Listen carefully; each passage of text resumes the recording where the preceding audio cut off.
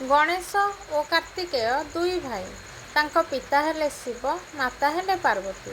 ଦୁଇ ଭାଇଙ୍କ ଭିତରେ ଦିନେ କଥା ପଡ଼ିଲା, ଆଗ କିଏ ପୃଥିବୀ ଚାରିପଟେ ବୁଲି ଆସିବ।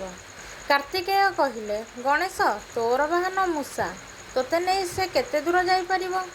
ହେଲେ ମୋ ବାହନ ମୟୂର, ଉଡ଼ି ଉଡ଼ି ଶୀଘ୍ର ପୃଥିବୀ ବୁଲିପାରିବ। ଗଣେଶ କହିଲେ, ତାହେଲେ ପରୀକ୍ଷା କରାଯାଉ, ଦେଖିବା କିଏ ଜିତୁଛି କିଏ ହାରୁଛି। ତାପରେ କାର୍ତ୍ତିକେୟ ମୟୂର ପିଠିରେ ବସି ପୃଥିବୀ ବୁଲିବାକୁ ବାହାରିଲେ। ଗଣେଶ କିନ୍ତୁ ମୂଷା ପିଠିରେ ବସି ପିତାମାତାଙ୍କ ଚାରିପଟେ 3 ଘେରା ଘୂରି ଆସିଲେ। କାର୍ତ୍ତିକେୟ ଝାଳନାଳ ହୋଇ ପହଞ୍ଚି କହିଲେ, ମୁଁ ଜାଣେ ଗଣେଶ, ତୁ ମୋତେ ପାରିବୁ ନାହିଁ। ଦେଖ, ମୁଁ କେମିତି କେତେ କମ୍ ସମୟ ଭିତରେ ପୃଥିବୀ ବୁଲି ଆସିଲିଣି। ଗଣେଶ ହସି ହସି କହିଲେ, ତୁମେ ମାତ୍ର ଥରେ ବୁଲି ଆସିଛ, ମୁଁ ତ ୟା ଭିତରେ 3 ଥର ବୁଲି ଆସିଲିଣି। କାର୍ତ୍ତିକେୟ ଆଶ୍ଚର୍ଯ୍ୟ ହୋଇ କହିଲେ, ତୁ ତ ଜମା ଏଠୁ କୁଆଡ଼େ ଯାଇନୁ, ମୁଁ ତ ତୋତେ ବାଟରେ କେଉଁଠି ଭେଟିନି।